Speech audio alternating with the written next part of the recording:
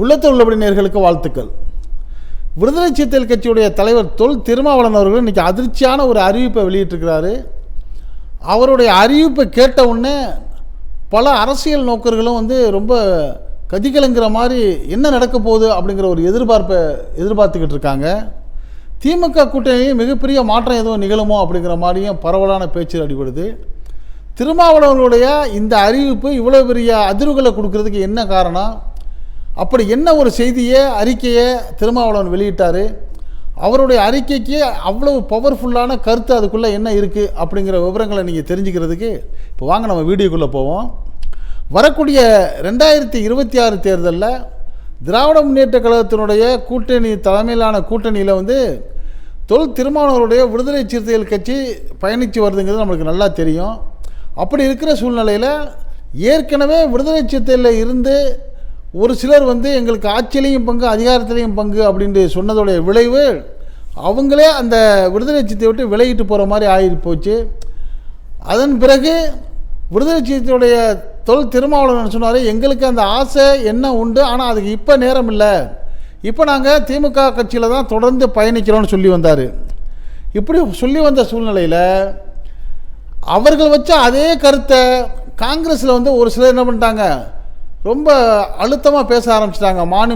மாணிக்கம் Thakur, Jothimani MP போன்றவங்கெல்லாம் எங்களுக்கும் ஆட்சியிலையும் அதிகாரத்திலையும் பங்கு வேணும் அப்படிங்கிற மாதிரி கருத்துக்களை வெளியிட்ட உடனே ஓஹோ திமுக அணியில் மிகப்பெரிய குழப்பம் இருக்குது அப்படிங்கிற மாதிரி ஒரு சூழ்நிலையை கற்பனையாக உருவாக்குறாங்க ஒரு சிலர்.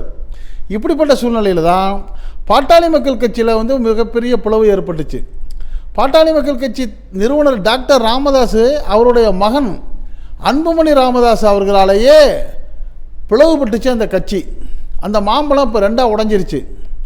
இப்படிப்பட்ட சூழ்நிலையில் அன்புமணி ராமதாஸ் என்ன பண்ணிட்டாரு, நான் தான் பொதுச் செயலாளர், அங்கீகாரம் பெற்றவர், தேர்தல் ஆணையம் என்னத்தான் அங்கீகாரம் பண்ணியிருக்கு, மாம்பழ சின்னம் எங்கிட்ட தான் இருக்குங்கிற மாதிரி அவர் கட்சியை கொண்டு போயிட்டு அதிமுக அணியில் கூட்டணி சேர்ந்துட்டார். வரக்கூடிய 2026 சட்டமன்ற தேர்தலுக்கு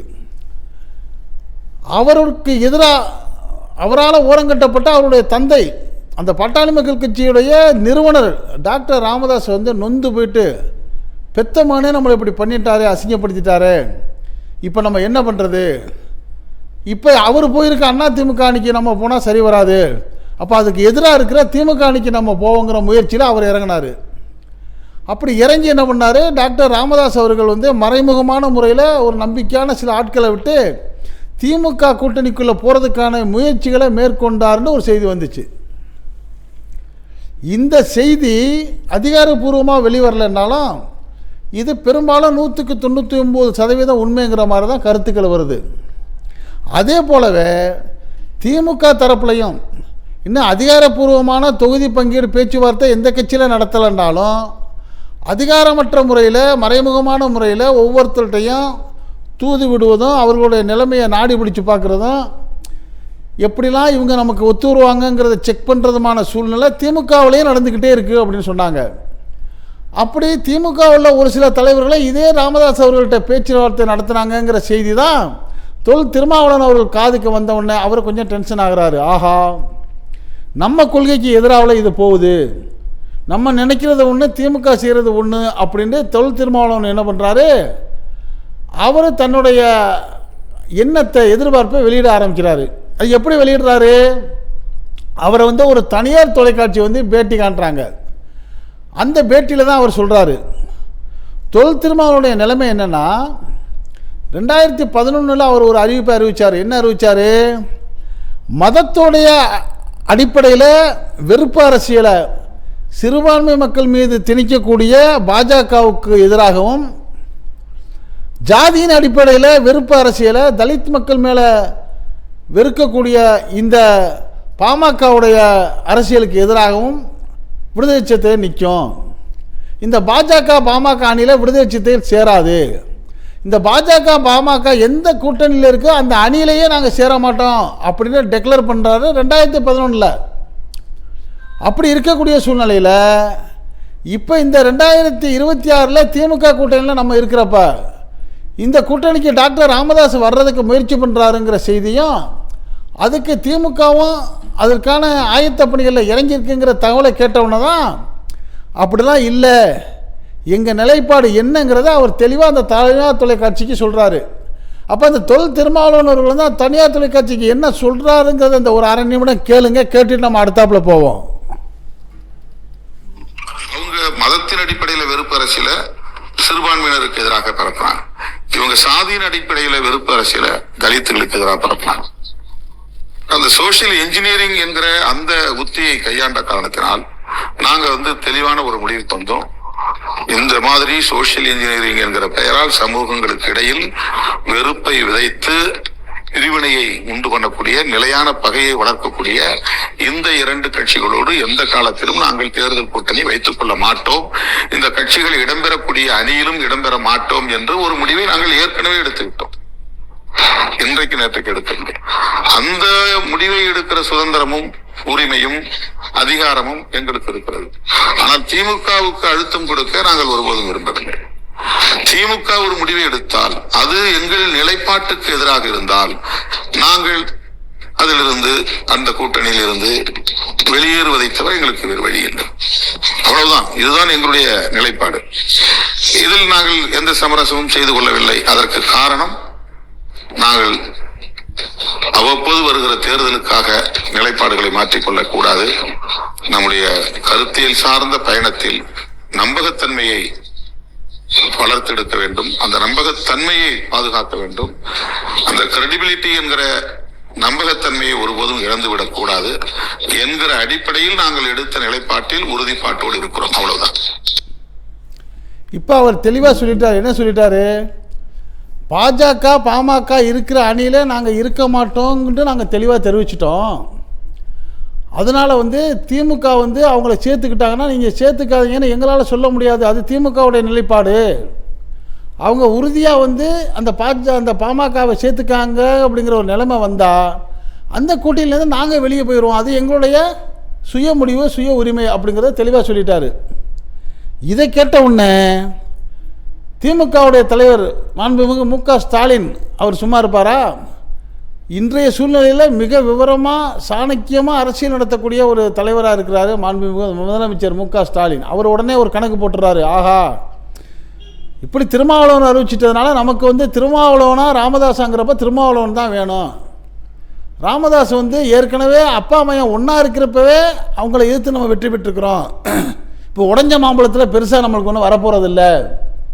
அதனால் தொல் திருமாவளவனை நம்ம தக்க வச்சுக்கணும்னு சொல்லிட்டு என்ன பண்ணிட்டாரு, அவங்க ஆள்களை கூப்பிட்டு அப்பா அந்த டாக்டர் ராமதாஸோட பேசுகிற பேச்சுவார்த்தையை நிறுத்திச்சிங்க, அவங்க உறவு வேணாங்கிற மாதிரி ஒரு சிக்னல் கொடுத்துட்டாருங்கிற மாதிரி செய்தி வருது.